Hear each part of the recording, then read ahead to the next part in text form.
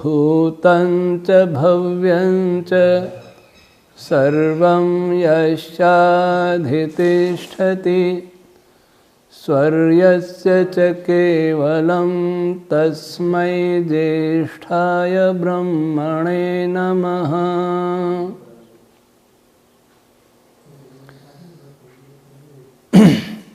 प्रिय श्रोतागण,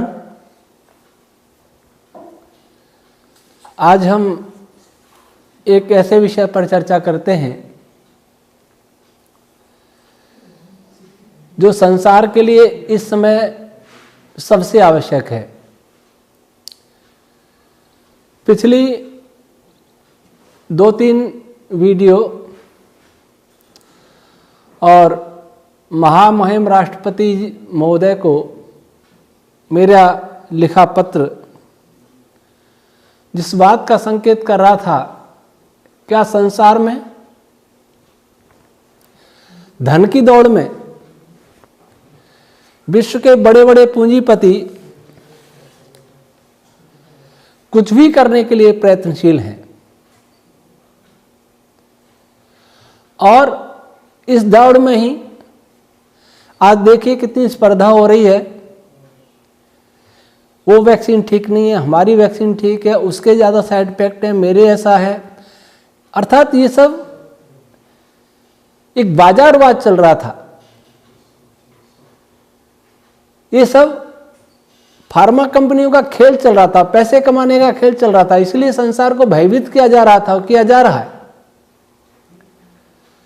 इसलिए यह सब उतावलापन हुआ, शीघ्रता हुई, इतनी शीघ्रता दिखाई गई जैसे कोई पानी में, दूध में पानी मिला हुआ बाजार में आए कोई दूध वाला और उसके सामने किसी ने कहा कि अभी परीक्षण वाले आ गए हैं जो जांच करते हैं, तो वही सोचता है जितना जल्दी दूध बिके उतना अच्छा, तो जल्दी जल्दी वो दूध देके भागता है। वैसा ही कुछ हो रहा है देश में और सारी दुनिया में। ऐसे लोग जो धन के लिए संपूर्ण विश्व पर शासन करना चाहते हैं, ऐसे लोग जो धन के लिए निर्धनों का शोषण करते हैं, उन लोगों के लिए वेद में एक मंत्र है, ईशावास्यमिदं सर्वं यत् किंच जगत्यान जगत तेन त्यक्तेन भुंजी था मां गृधः कस्य सुधनम। यदि इस मंत्र का उपदेश आचरण में लाया जाए तो संसार में सुख हो जाए। केवल इस मंत्र से ही संसार की बहुत सारी समस्याएं दूर हो सकती हैं। इस मंत्र का मैं अपना भाष्य यहां कोई प्रस्तुत नहीं कर रहा हूं, न मैंने किया है इसका। महर्षि दयानंद कृत भाष्य को ही लेते हैं, आधार बनाते हैं। इसलिए इसकी वैज्ञानिक चर्चा कम करेंगे। आज आध्यात्मिक आदि भौतिक चर्चा अधिक करेंगे, क्योंकि मैंने पहले भी कई बार कहा कि वेद के किसी भी मंत्र के 3 प्रकार के अर्थ होते हैं। लेकिन आज मिला जुला वह संदेश जो ईश्वर ने इस मंत्र के माध्यम से दिया है, वह आप सब लोगों को देना चाहता हूं।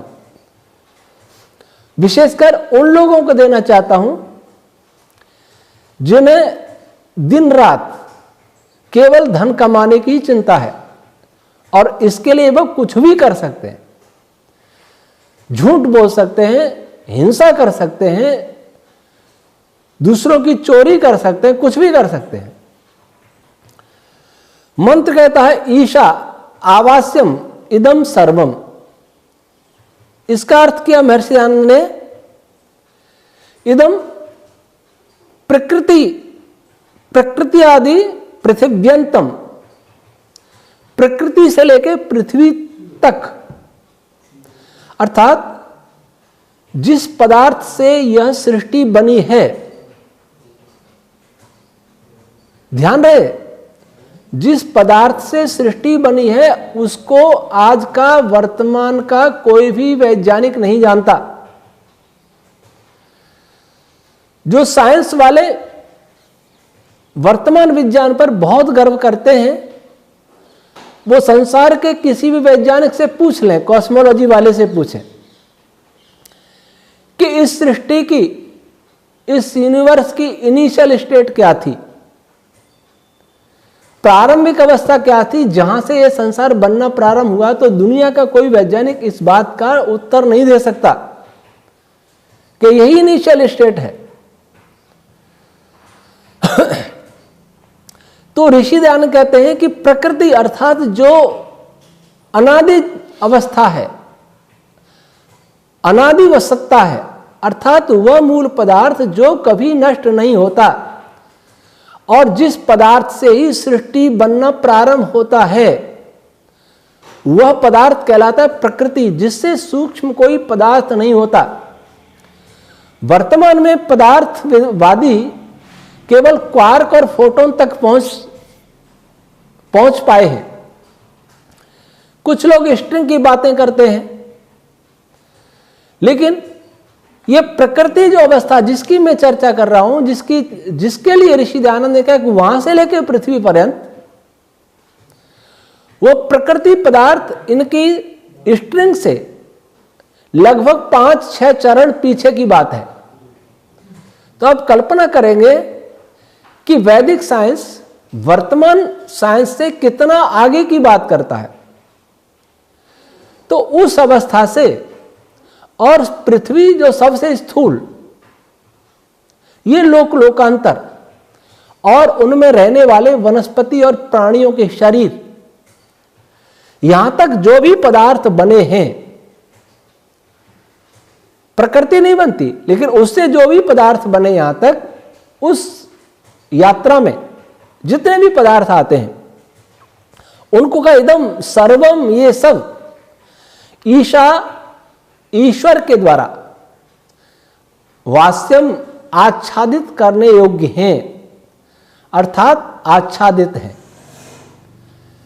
अर्थात जो भी पदार्थ इस सृष्टि में पैदा हुए हैं अथवा नए भी पैदा हुए हैं, जैसे प्रकृति, जीवात्मा, उन सब में ईश्वर वास कर रहा है। वे सब पदार्थ ईश्वर से आच्छादित हैं। ईश्वर से आच्छादित है, इसका क्या अर्थ है? सृष्टि का प्रत्येक पदार्थ किसी के द्वारा नियंत्रित हो रहा है। किसी ने बुद्धिमत्ता पूर्वक प्रत्येक पदार्थ पर नियंत्रण रखा हुआ है। जरा सोचें, क्या पृथ्वी पर किसी का नियंत्रण नहीं है? अगर पृथ्वी पर किसी का नियंत्रण नहीं होता तो पृथ्वी का वेग और पृथ्वी की कक्षा निश्चित नहीं होती। कोई बहुत उतावला, कुछ लोग बहुत उतावले होकर बोल देते हैं, तुरंत खंडन करना उनका उद्देश्य होता है, बिना पढ़े। वो कह देंगे ये तो ग्रेविटेशन फोर्स से हो रहा है। वे नहीं जानते कि ग्रेविटेशन फोर्स क्या है, उसकी मैं चर्चा नहीं कर रहा यहां, क्योंकि वो विषय लंबा है। मैं यहां कहना चाहता हूं कि जितने भी लोकांतर हैं उन सब की गतियां बुद्धिमत्ता पूर्वक नियंत्रित की जा रही हैं। अलग अलग कक्षाओं में अलग अलग वेग ही होता है। आप कहेंगे तो फिजिक्स का सूत्र है। सूत्र किसने बनाया? सूत्र बनाया है पर नियम नहीं बनाया। सूत्र कहते किसको है? जो देखा उसको एक नियमबद्ध कर दिया, लेकिन जो देखा उसको हमने नहीं बनाया। इसलिए फाइनमैन क्या कहते थे कि बेसिक फिजिक्स क्या है, फंडामेंटल फिजिक्स क्या है? ये संपूर्ण सृष्टि में ईश्वर के नियम कार्य कर रहे हैं। उन नियमों को वैज्ञानिक देख ही सकते हैं, उनको बना नहीं सकते। और जितने नियमों को हम देख लेते हैं, जान लेते हैं, वही फिजिक्स कहलाती है। और वो कहते हैं रिचर्ड फाइनमैन कि सभी नियमों को हम नहीं जान सकते। हम ऑब्जर्वर हैं, लेकिन फिर भी सभी नियमों को ऑब्जर्व नहीं कर सकते। जितने जो जितने नियमों को देख लेता है वो उतना ही बड़ा भौतिक शास्त्री हो जाता है। तो संपूर्ण सृष्टि ईश्वरत्व, नियंत्रण शक्ति, बुद्धिमत्तापूर्ण नियंत्रण शक्ति के द्वारा आच्छादित है। नाभि के चारों ओर चाहे इलेक्ट्रॉन्स का घूमना हो, ग्रहों के चारों ओर चाहे उपग्रहों का घूमना हो, तारों के चारों ओर ग्रहों का घूमना हो, आकाशगंगा के केंद्र के चारों ओर तारों का घूमना हो, एक महालोक के चारों ओर आकाशगंगाओं का घूमना हो, ये सब नियमबद्ध होकर के कार्य कर रहा है। एक एक हमारे शरीर की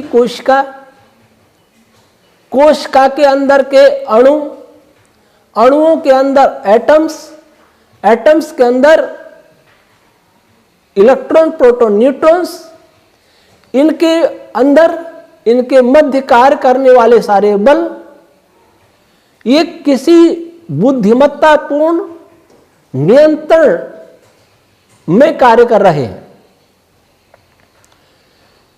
ये बिना बुद्धि के नहीं चल रहा, बिना नियंत्रण के नहीं चल रहा।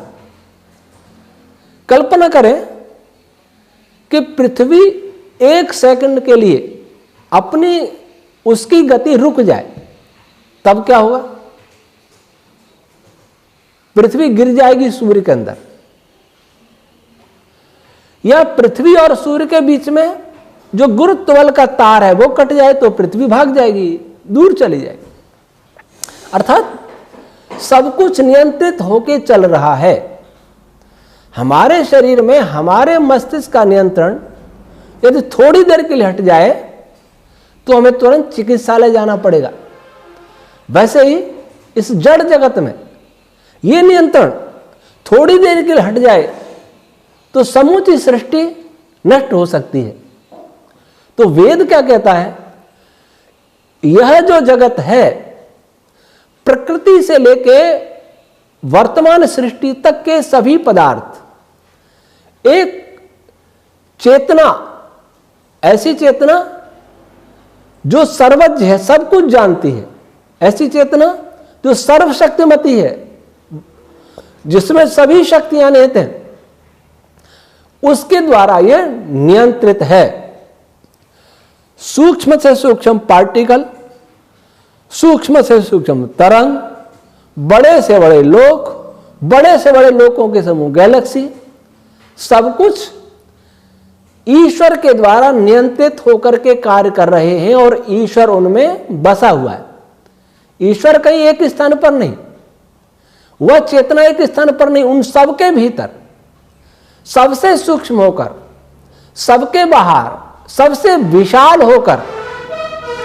इसलिए ऋषियों ने कहा अणो रणियान महतो महियान। ईश्वर सूक्ष्म से सूक्ष्म है और महान से महान है। जिसको हम सबसे छोटा कहते हैं, सबसे छोटे की सबसे छोटा कोई जानता ही नहीं आज। सबसे छोटा प्लांक लेंथ को कहते हैं, वर्तमान में प्लांक लेंथ से ज्यादा नहीं जानते, और वो नाप बताते हैं स्ट्रिंग की 10⁻⁻35 मीटर। लेकिन वहां भी ईश्वर है। उससे सूक्ष्म जो मैंने कहा कि कम 5-6 चरण पीछे की हम बात करते हैं, प्रकृति, वहां भी ईश्वर है।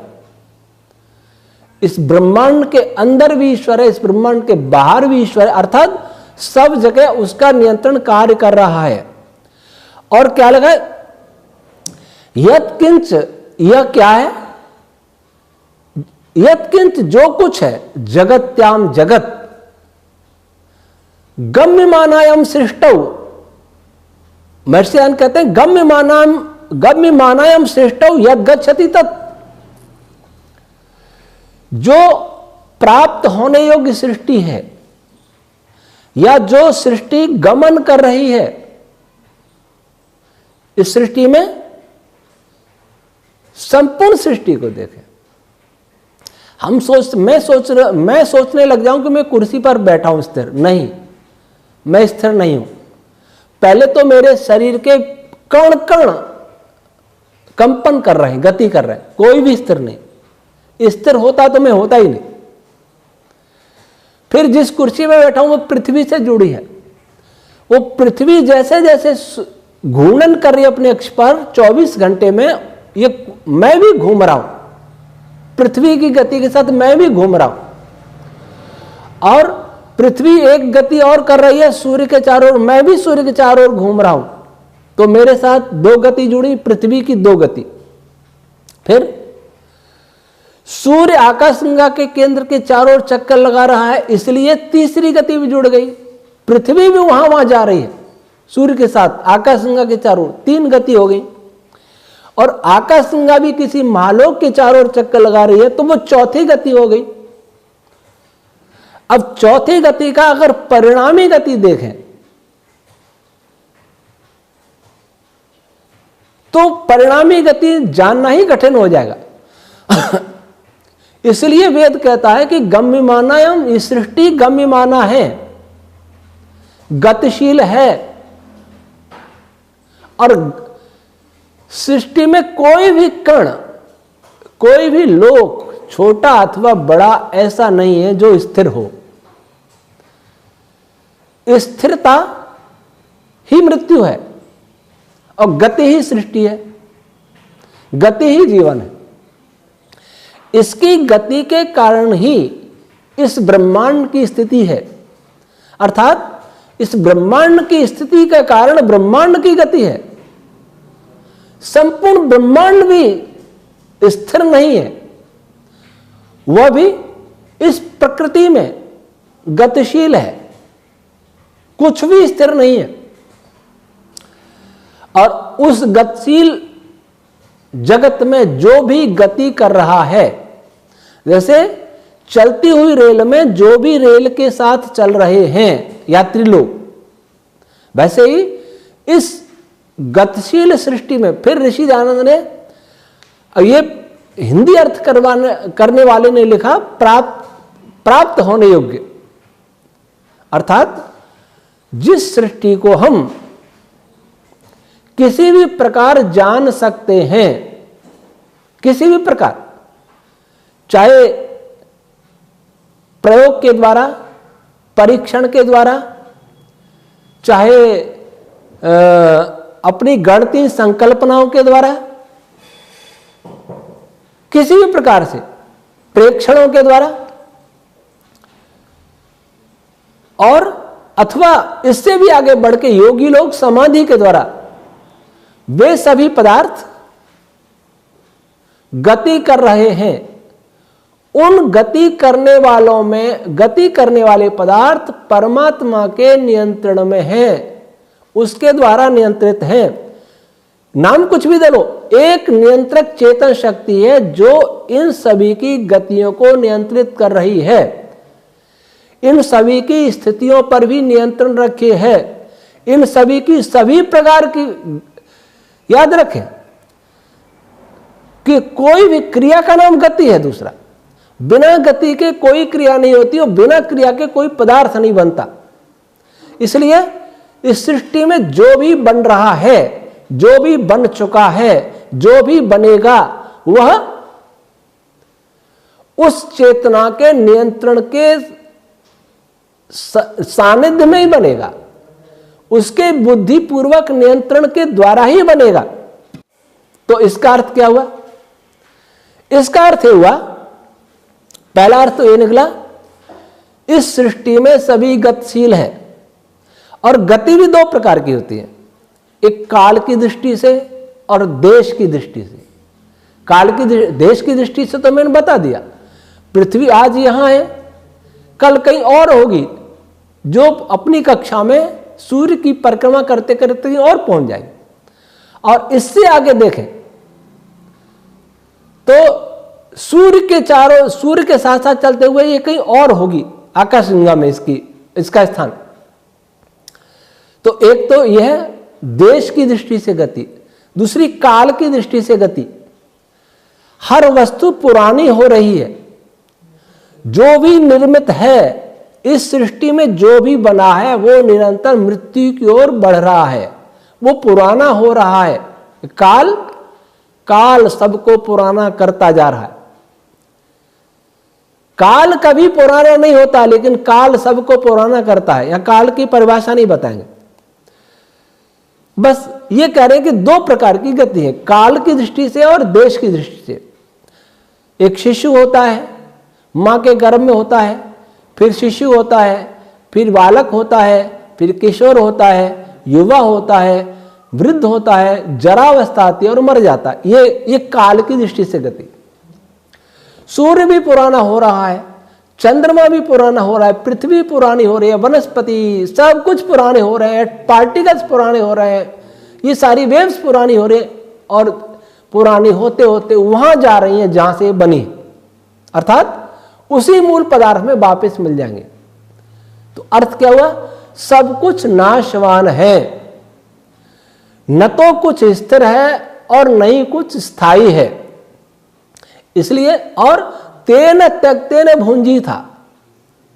अब उन लोगों को कहा जो सबको खाना चाहते हैं, जो चाहते करोड़ लोग मर जाए, उनकी संपत्ति मुझे मिल जाए, जो चाहते हैं सारी दुनिया बीमार है, मेरी दवाइयां बिकती रहें और मैं इतना संपत्ति वाला हो जाऊं, सारी धरती की संपत्ति को मैं खरीद लूं, मैं उसका मालिक बन जाऊं। वे इस बात को ध्यान से सुने, और वे भी इस बात को ध्यान से सुने जो दूसरों की संपत्ति पर हमेशा ललचाए रहते हैं, जो भ्रष्ट लोग हैं, रिश्वत लेते हैं, चोरी करते हैं, डाके डालते हैं, जुआ खेलते हैं, अथवा दूसरे की संपत्ति को किसी भी प्रकार से लेने की इच्छा करते हैं, दूसरे के अधिकारों को छीनने की इच्छा करते हैं। उनके लिखा तेन त्यक्तेन भुंजी था। उस परमात्मा ने क्या किया? प्रकृति से बना करके त्याग दिया। उसने बनाया, जैसे मैंने कोई पदार्थ बना के रख दिया, ये लो तुम ले लो, मैं नहीं ले रहा। उस परमात्मा ने सृष्टि अपने लिए नहीं बनाता, क्योंकि उसको किसी वस्तु की आवश्यकता ही नहीं है, वो पूर्ण है। बना करके उसने त्याग कर दिया।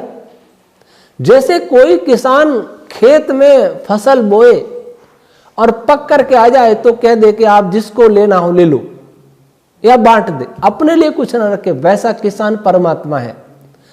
कोई उद्योगपति बहुत सारी सामग्री बनाए, साधन बनाए और बना करके कह दे जिसको चाहिए वो ले लो या दूसरों को दे दे, खुद कुछ भी न ले, ऐसा वो परमात्मा व्यापारी है, ऐसा वो परमात्मा किसान है, अर्थात स्वयं कुछ नहीं लेता।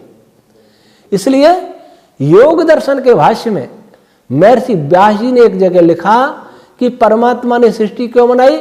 उसका अपना कोई प्रयोजन नहीं है, वो सब जीवों की भलाई के लिए ही सृष्टि बनाता है।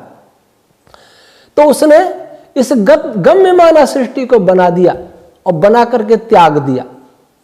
किसके लिए त्यागा? हमारे लिए त्यागा, हम जीवों के लिए बनाई।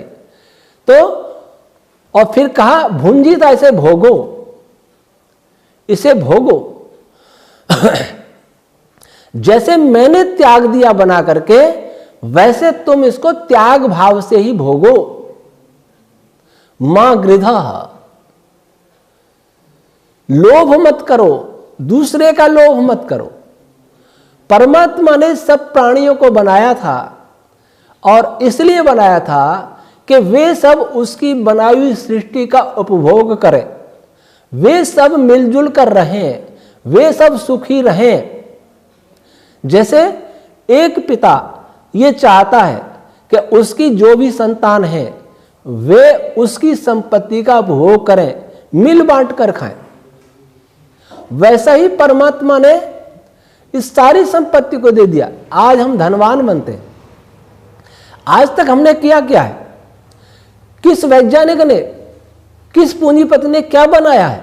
जो बनाया है उसके लिए मटेरियल कहां से लाया है? उत्पादन कौन कर रहा है? किसान तो उत्पादन करता है, एक बीज बो करके 1000 बीज पैदा करता है, ऐसा कोई दूसरा करता है क्या? कोई भी उद्योग, फैक्ट्री कुछ भी बनाती है, उसमें वेस्ट मटेरियल बहुत निकलता है, बनता कम है। और किसान एक बीज बोता 1000 बीज पैदा करता है, किसान सबसे बड़ा उत्पादक है, लेकिन उस खेती में भी बैठा वो परमात्मा ही बना रहा है। किसान को नहीं पता सब कैसे हो रहा है।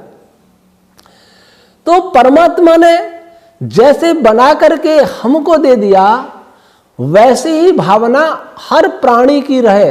प्राणी के लिए उपदेश नहीं है, मनुष्य के लिए है। वैसी भावना मनुष्य की रहे कि वह भी किसी का लोभ न करे।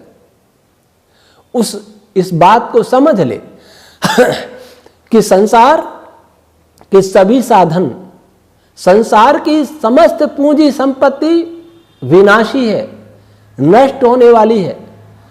लक्ष्मी चला है, कभी किसी के पास है, कभी किसी के पास है। और मेरे पास, कोई सोचता मेरे पास ही रहेगी, रह भी जाए तो भी उसका कोई उपभोग नहीं कर सकता, इकट्ठा कर सकता है। आज मान लीजिए मेरे पास अरबों खरबों रुपए, उनमें क्या करूंगा? खाने में सोना नहीं खाऊंगा, खानी रोटी पड़ेगी, कितनी खाऊंगा? और कोई सोना भी खाएगा तो सोना, ये तो आज इतने अमीर लोग हैं कि ये तो सोना खाएं, सोने के मकान बनाए तो भी कमी नहीं आएगी, लेकिन फिर भी लूटने में लगे। फिर भी सोचते हैं, बड़ी बड़ी कंपनियों के मालिक फिर भी सोचते हैं और कमाएं, और गरीबों का रक्त चूस करके भी हम पैसा कमाएं। श्वानों को मिलते दूध वस्त्र, बच्चे भूखे कुलाते हैं, मां की हड्डी से चिपक ठिठुर जाड़े की रात बिताते हैं। दिनकर जी ने कहा, अच्छा कहा कि कुत्तों को दूध वस्त्र मिलता है और कितने ही बच्चे भूखे मरते हैं। इस संसार में यह अभागा संसार है, जहां वेद के इस उपदेश को सुना ही नहीं गया, माना ही नहीं गया, और सुनना चाहते भी नहीं है। भूख मिटती नहीं है। उसको ये पूछें कि आज जो कंपनियों के बड़े बड़े स्वामी हैं, बड़े बड़े मालिक हैं, उनसे पूछें कि आपके पिता जो आज संसार में नहीं है, वे भी संपत्ति को साथ लेके नहीं गए। आपके दादाजी भी संपत्ति को ये कहते होंगे ये मेरी संपत्ति है, मेरा इतना बड़ा कारोबार है, वे भी यही छोड़ के चले गए। और आप लोग जो कहते हो कि मेरी संपत्ति इतनी बड़ी है, सारी दुनिया में मेरी कंपनी है, ब्रांच है, इतना पैसा है, आप भी यही छोड़ के चले जाएंगे। तो फिर किसके लिए पाप कर रहे हो? क्यों कर रहे हो? संपत्ति भी जाने वाली है, जीव शरीर भी जाने वाला है, लेकिन फिर भी जी ऐसे रहे हैं कि न तो संपत्ति मेरे हाथ से कहीं जाएगी और न मैं कहीं जाऊंगा, मैं भी नहीं मरूंगा, अर्थात मेरा शरीर भी नहीं मरेगा। आज दूसरों की हिंसा का प्रयत्न, आज एक दूसरे को मारने के लिए तैयार है। रोजाना युद्धाभ्यास हो रहे हैं देशों में। कौन करा रहा है? मुझे तो लगता है जिसे दवाइयां बेचने के लिए बीमारी का डर फैलाया जा रहा है, वैसे ही हथियार बेचने वाली कंपनियां देशों को लड़ाने का काम कर रही होंगी, क्योंकि पैसा चाहिए। लाखों लोग मरे, करोड़ों लोग मरे, लेकिन मुझे पैसा चाहिए। अब वो पैसा लेकर के आदमी क्या अमर हो जाएगा? क्या पैसे को करेगा क्या? लेकिन इतनी बुद्धि नहीं है, क्योंकि बुद्धि तामसी हो चुकी है। हिंसक वृत्ति वालों की बुद्धि हिंसक हो चुकी है। वो नहीं सोच पा रही कि वे क्या कर रहे हैं। मांग हृदय लोभ मत करो। और आपका है भी क्या? सब कुछ ईश्वर का है, सब कुछ ईश्वर से अच्छा देते हैं, सब कुछ ईश्वर का बनाया हुआ है, सब कुछ ईश्वर चला रहा है। आप कर क्या रहे हैं? तब भी आप मालिक बनना चाहते हैं। आपने कर्म किए, कर्मों के अनुसार आपको मिला, उसमें संतुष्ट रहिए। दूसरों का धन मत हड़पिए। कस्य स्विद् धनम, सोचो यह धन किसका है? यह धन प्रजापति परमात्मा का है।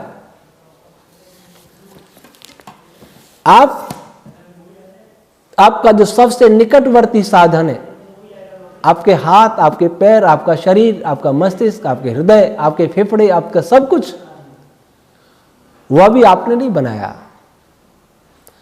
आप जिस बड़े भवन में रहते हैं, चाहे वो सीमेंट से बना है, चाहे मिट्टी से बना है, चाहे लोहे से बना है अथवा सोने से बना है, वह भी आपने नहीं बनाया। आज तक संसार का वैज्ञानिक कोई एटम भी बना पाया क्या? या एटम का जो पार्टिकल है, इलेक्ट्रॉन या प्रोटॉन न्यूट्रॉन कोई बना पाया क्या? फिर भी मेरा सब कुछ उसका है, और हम भी, हमारे शरीर भी उसी के हैं। जब हमारे सबके शरीर उसी ने बनाए तो इन सब का भी स्वामी वही है, इन सब का भी मालिक वही है।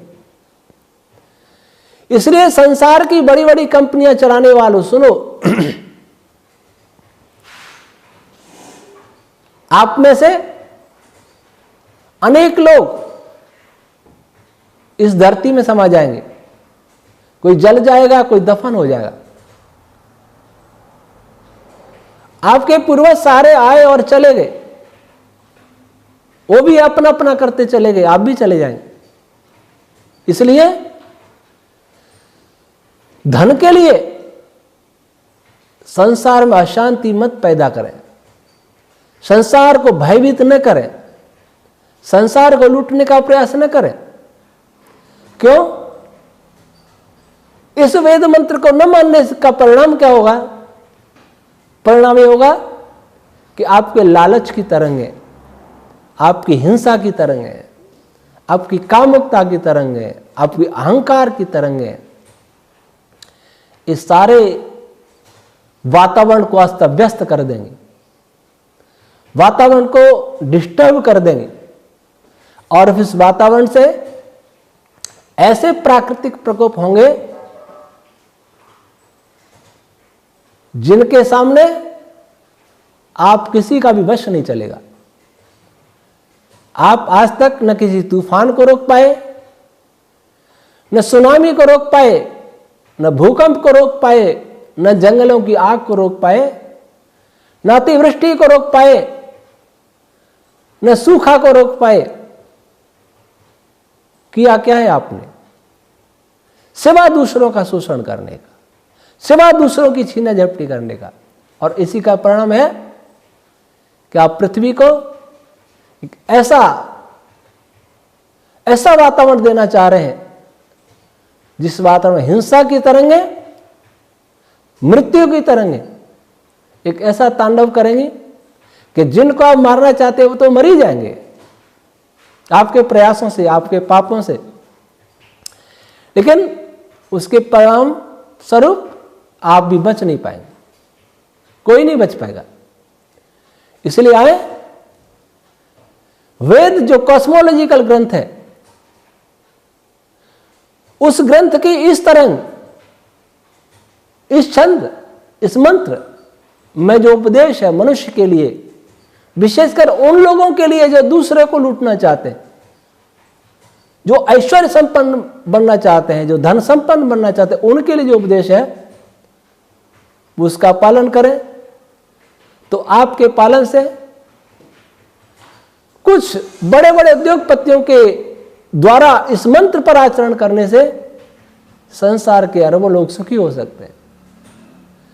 कुछ लोगों ने, मुट्ठी भर लोगों ने संसार की संपत्ति को अपनी जेब में रखा है, मुट्ठी भर लोग, फिर भी उनको शांति नहीं है, फिर भी उनको नहीं जीने देना चाहते जो मुश्किल से अपना पेट भरते हैं, फिर भी वो उनको नहीं जीने देना चाहते जो झोंपड़ियों में अपना जीवन बिता रहे हैं, फुटपाथों पर बिता रहे हैं, उनकी भी जान लेना चाहते हैं। ये जो गड्ढा खोदता है दूसरे के लिए, वो भी गड्ढे में ही गिरता है। आए, बार बार सोचें कि संपूर्ण ब्रह्मांड ईश्वर से आच्छादित है, ईश्वर के द्वारा नियंत्रित है, एक चेतना के द्वारा नियंत्रित है जो सर्वशक्तिमती है। इतनी शक्ति है, उसी की शक्ति से सब चल रहा है। आपकी कोई शक्ति नहीं है, आपका कोई ज्ञान नहीं उसके सामने, आपका कोई मूल्य नहीं है, आपकी कोई सत्ता नहीं है, आपकी उसके सामने कोई प्रतिष्ठा नहीं है। तो उस चेतन सत्ता का विचार करें और विचार करें कि सब कुछ नश्वर है, सब कुछ जाने वाला है, इसलिए अपने ईमानदारी से पुरुषार्थ करके जो कमाया जाए उसे उपयोग करो और लोभ मत करो, त्यागपूर्वक उपयोग करो। अगर किसी के पास कमी है उसको देना सीखें, किसी का छीनना झपटना नहीं सीखें, क्योंकि यह संपूर्ण धन संपत्ति सत्ता सब परमात्मा की है। ईश्वर सभी मनुष्यों को ऐसी बुद्धि दे। ओम शम।